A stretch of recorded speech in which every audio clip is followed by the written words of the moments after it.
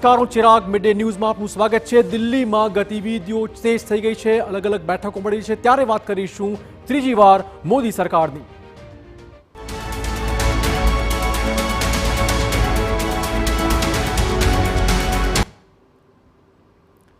એક મહત્વપૂર્ણ સમાચાર દિલ્હીથી. મોદી સરકાર 2.0ની અંતિમ કેબિનેટની બેઠક પૂરી થઈ ગઈ છે. પીએમ મોદીની અધ્યક્ષતામાં 17મી લોકસભા ભંગ કરવાની રજૂઆતને મંજૂરી આપી દેવાઈ છે. આ બેઠકમાં એનડીએના વિજય પર કેબિનેટમાં પીએમને અપાયા હતા અભિનંદન.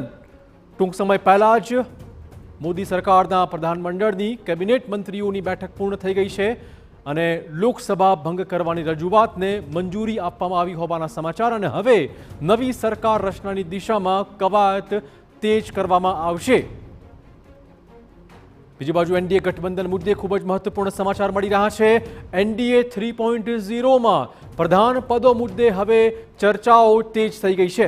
ચંદ્રબાબુ નાયડુની ટીડીપી લોકસભા અધ્યક્ષની માંગ કરી શકે તેમ છે. આ પ્રકારના સૂત્રો તરફથી અહેવાલો મળી રહ્યા છે. 4 પ્રધાન પદ પણ માંગી શકે છે ટીડીપી. નીતિશ કુમાર અને તેજસ્વી યાદવ એક સાથે દિલ્હી પહોંચી ગયા.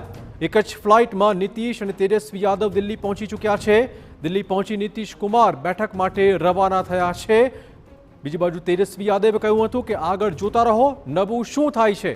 તેજસ્વી યાદવ પણ સાંજે ઇન્ડિયાની બેઠકમાં હાજર રહેવાના છે.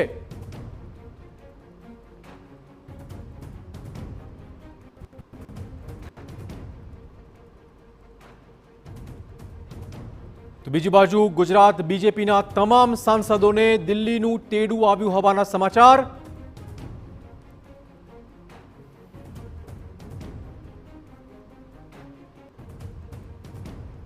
તો દિલ્હી પહોંચતા પહેલા જેડીયુના નેતાઓ સાથે નીતિશ કુમારે બિહારમાં બેઠક કરી હતી. એ બેઠકમાં જ આગામી રણનીતિ વિશે ચર્ચાઓ થઈ.